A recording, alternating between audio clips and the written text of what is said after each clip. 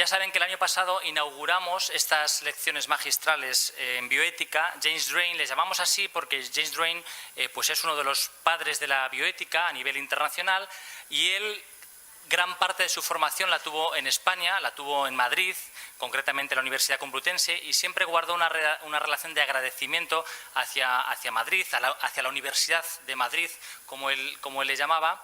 Y es curioso cómo, aunque la bioética es norteamericana, tanto en James Drane como en Mark Siegler, por ejemplo, figuras españolas como es Pedro Lainentralgo han ejercido una cierta influencia muchísimo en James Drane. El año pasado lo pudieron escuchar, y es frecuente escuchar a Mark Siegler, por ejemplo, citar a Pedro Lainentralgo. De manera que, aunque es cierto que la bioética, ya digo que es una disciplina norteamericana trasladada después a otros países, incluido en este caso España, también España ha hecho una contribución, aunque sea a través de algunos pensadores y de algunos médicos.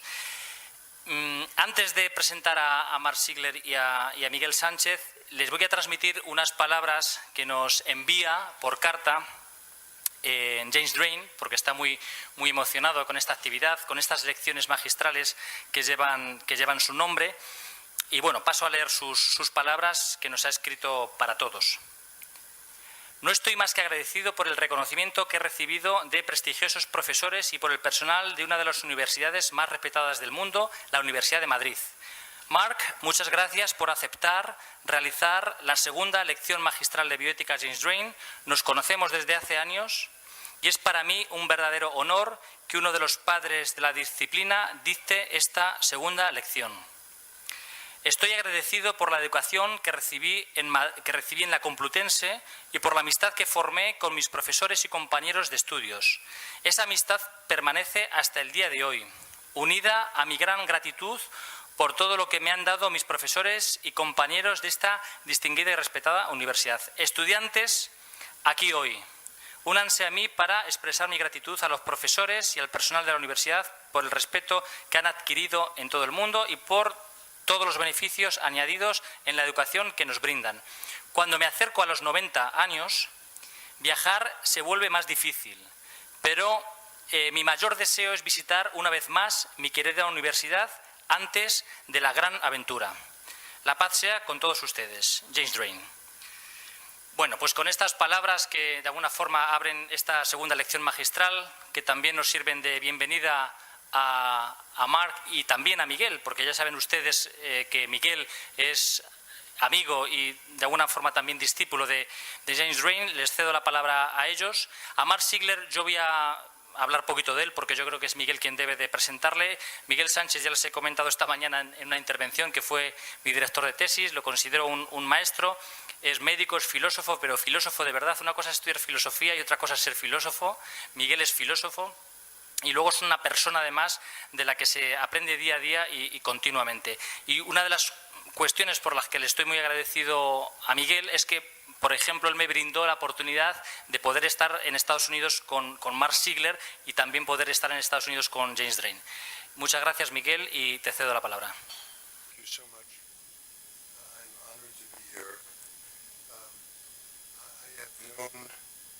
Professor Drane and have followed his work for 40 years. It is a great privilege and honor to have been asked to give the second James Drane lecture.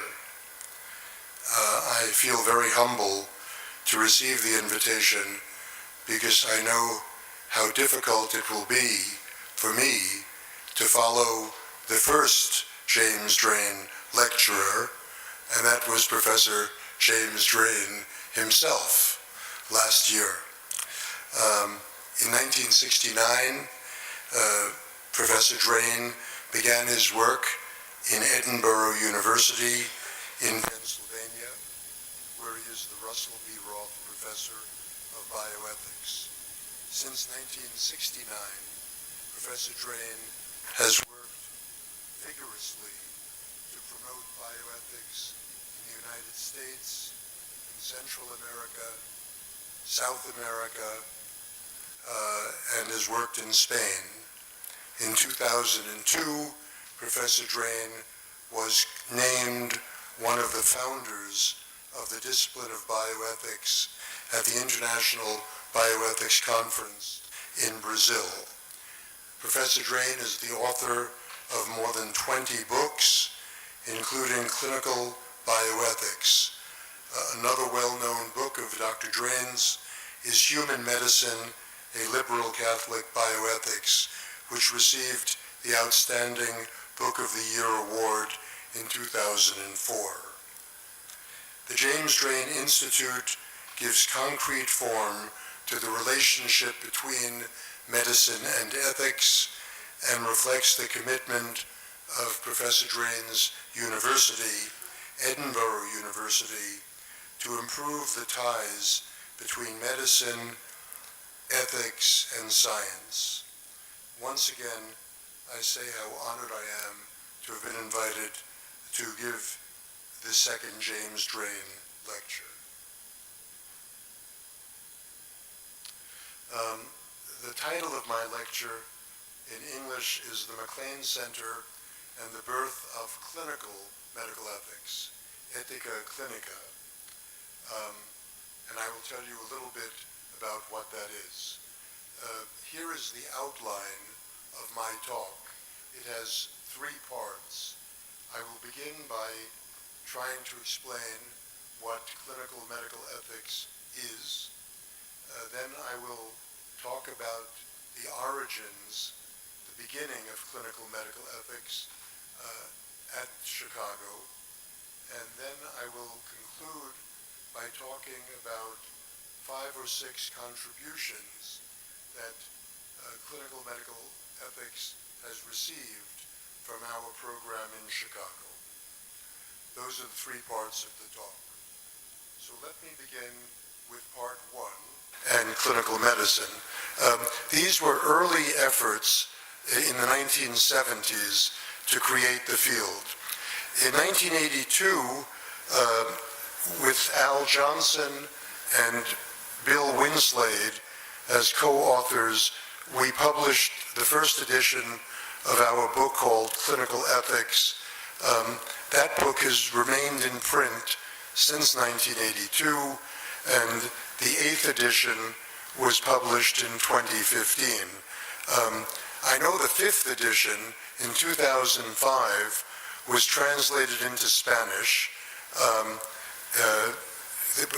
with support from the Grifols Foundation. I'm not sure about the later editions and whether they also... What's that? The lady who made Victoria Camps. Victoria Camps? Yes. But I don't know if later editions after the 5th have been translated, no. But the 5th edition was. We started the McLean Center in 1983 with a gift from the McLean family, and then received support from a number of U.S. foundations. And one of our early efforts was support to develop a faculty training program in which we trained 12 outstanding faculty from the United States and Canada to lead clinical ethics programs at various universities, Toronto and Calgary in Alberta, Canada, Oregon, Arizona, Utah, California, West Virginia, Cincinnati. These were all over the U.S. and Canada. I turn now to the 3rd and final part of my talk on how the McLean Center contributed to this new field of clinical medical ethics. That is the 3rd part. And I will talk about these various ways, but I think in a way the most important one is the first one, and that is it contributed by helping to create and develop the field. As I said, we are seen as the birthplace of clinical ethics. In 2013, the American Society for Bioethics and Humanities, which is the leading bioethics organization in the U.S., awarded us the Cornerstone Award. It had only given it to 3 other institutions previously, to the Hastings Center, the Kennedy Institute, and the Institute of Medical Humanities. But we were awarded it for outstanding contributions that helped shape the direction of the field of medical ethics. And I think the way we shaped the field was to move it towards clinical application and clinical practice. We currently have 40 faculty members from the medical school, the social sciences, the humanities, the law school. The dean of the divinity school is part of our faculty. Okay, is that all right? Thank you. Current and former McLean faculty and fellows, this is an old picture of me many years ago, but have now published more than 200 books and thousands of journal articles in the field of clinical ethics. Another way that we've contributed is by emphasizing and focusing on the doctor-patient relationship and on the changing model of how doctors and patients reach decisions. This great book is by the Spanish humanist physician Pedro Lenin-Tralgo. It's one of Dr. Lain's only 2 books translated into English. This one was translated in the 1950s. It's called Doctor and Patient. And this is Professor Dr. Lenin-Tralgo. The most complete study of the doctor-patient relationship and medical decision-making in Western medicine was in fact written by the late Dr. Lain, who was one of the great physician humanist authors and doctors of the 20th century. In his monumental book, Doctor and Patient, Professor Lain traces the doctor-patient relationship from early origins in Greece in the 5th century through Roman medicine to the Middle Ages and up to the 20th century. One of Professor Lane's great insights is that the doctor-patient relationship from Greek times to our own has been a relationship that he calls medical philia, or medical friendship. He says, I quote now, "A good doctor has always been a friend to his patient, to all his patients, and the patient also tries to be a true friend to his doctor." End quote.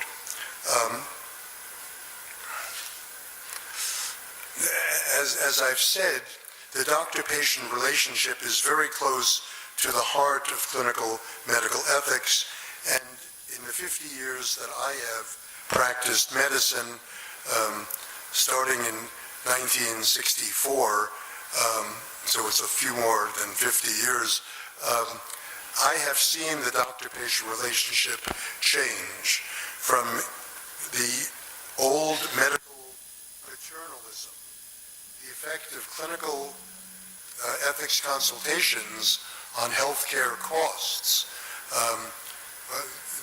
That's an issue that comes up in the United States, and I suspect it comes up also in Spain. This was a national survey done by one of our former fellows, Ellen Fox,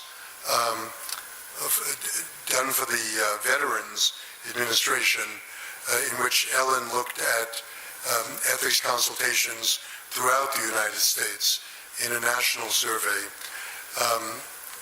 And this was the book I mentioned called Ethics Consultation by Dr. LaPuma and Dr. Schiedermeyer, published. The first edition was in 1994, and the second edition was in 2005.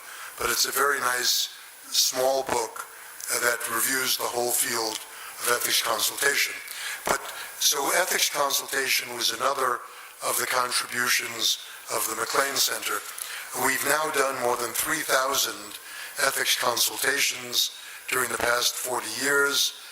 And for the US, the next thing I'm going to say is quite remarkable, that despite the complexity and conflicts that often lead to the need for a consultation, no lawsuits or legal challenges have come from any of the 3,000 cases that we have seen over the past 40 years. In the US, that's amazing, because malpractice and legal cases come up all too often.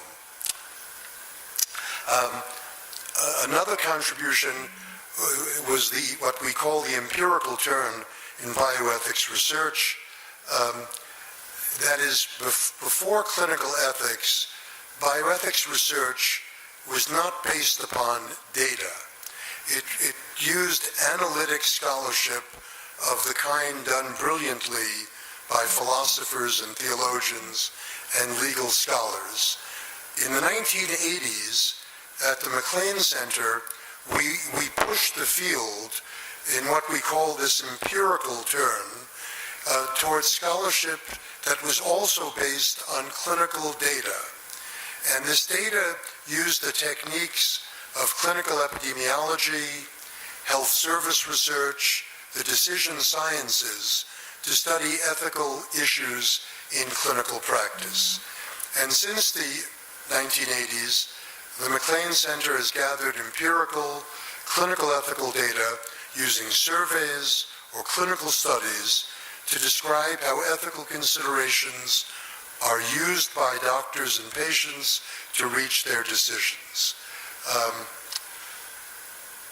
There was a thought back in the 70s that medicine would be changed through laws and policies, which is true, it is changed by that.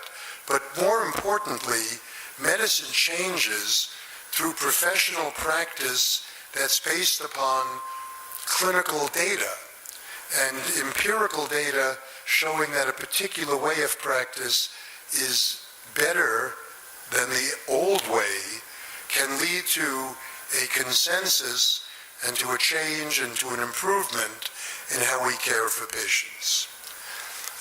I'll be brief when I talk about surgical ethics. This was a field that we pretty much started in the 1990s. The goal of the program was to prepare surgeons for academic careers combining clinical surgery with studies in surgical ethics, and we began to train fellows. The head of the program is a general surgeon named Peter Angelos, and since he arrived with us in 2006, we've trained more than 50 surgeons in this field. They now are at very wonderful U.S. schools such as Northwestern, Washington University in St. Louis, Baylor in Texas, Toronto, Vanderbilt, University of Maryland, Stanford, North Carolina. They're all over the country, these surgeons that we've trained in the last 10 or 11 years. This book came out only 2 weeks ago. This book is called Ethical Issues in Surgical Care, and two of the three editors of the book, Peter Angelos and Alberto Ferreras from Buenos Aires, were two of our former fellows, writing this for the first book ever written in the United States on ethical issues in surgical care. And it's written under the supervision of the American College of Surgeons. I've looked at the book just before I came to Madrid about a week ago, and it's really quite a wonderful book. But it's brand new, just came out. Perhaps the program for which Chicago is most famous is its fellowship program. I call it our signature program. It's the oldest, largest, and most successful clinical ethics fellowship in the world. Our first trainee was Dr. Joel Howell, who is the Victor Vaughn Professor of Medicine and History of Medicine at the University of Michigan. We've trained over 450 fellows beginning in 1981. Here's a picture of one of our most famous fellows, trained in 1987. I think the picture is from 1987. And to go along with the picture, I don't know how I found this, but I found a letter written to me by Dr. Drane. That is, this is the James Drane lecture. And it's dated May 13, 1987. And it talks about Professor Miguel Sanchez Gonzalez, and it says, "Dear Mark, I just got back from a semester at the medical school in Madrid, teaching a course in clinical ethics. Attached to this note is a CV that I asked Miguel Sanchez to prepare on the chance that I could send it to you in Chicago, and you will recall that Diego Gracia and I visited to speak with you about Dr. Miguel Sanchez Gonzalez, who's an excellent clinician and a first-class person. You'll understand the note he wrote in his thesis on Locke as he finished it. He would like to come to study with you because this ethics field is new here. Here, I think, being in Madrid, everything is to be done on the best chance for getting it going to follow your clinical ethics model. So it's a lovely letter from Dr. Drane about Professor Miguel Sanchez Gonzalez. This is the handwritten letter from Professor Drane to me. Look at this, Miguel. This was your certificate in 1988.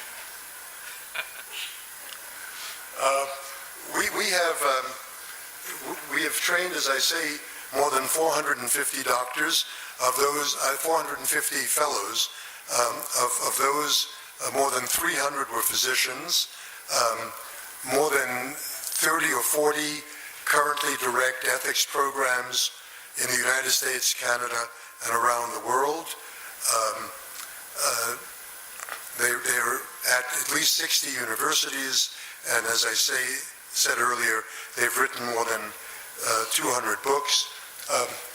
We now are represented on all 7 continents. In North America, in the US and Canada, in South America, in Buenos Aires and Brazil, in Europe, here in Spain, and in France, and in England, and in the Ukraine, in Africa, in Asia. 4 or 5 of our fellows run ethics programs in China, as well as 2 in South Korea, and in Australia. And even recently, one of our former fellows spent a year in Antarctica, the 7th continent. He was the only ethicist on the continent at the time. And in fact, he was one of only 3 doctors who spent the winter in Antarctica.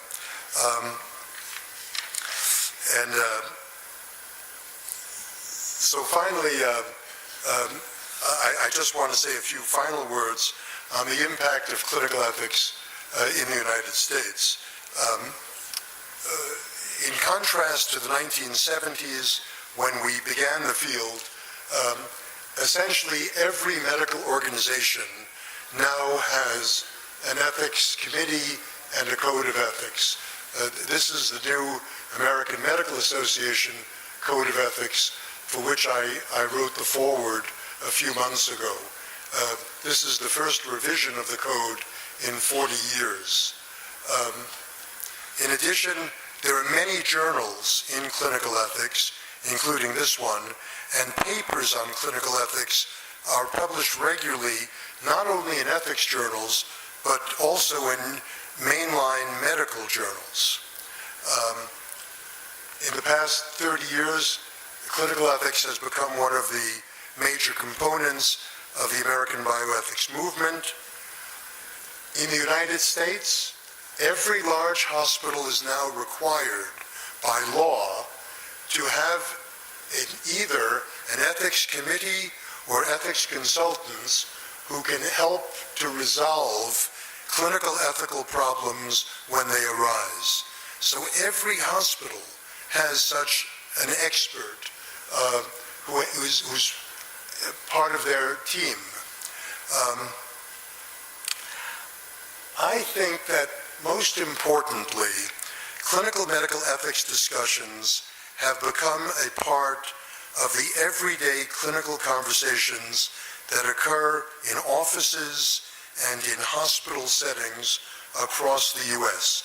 In fact, clinical medical ethics practice has become the legal and professional standard of care in the United States.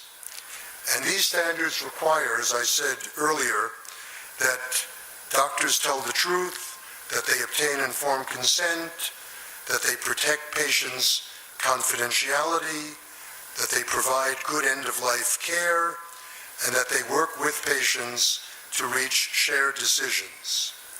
This is how clinical medical ethics has changed U.S. medicine in the past 30 or 40 years, and these changes have improved the care and outcomes for patients and the satisfaction for doctors, nurses, and other health professionals.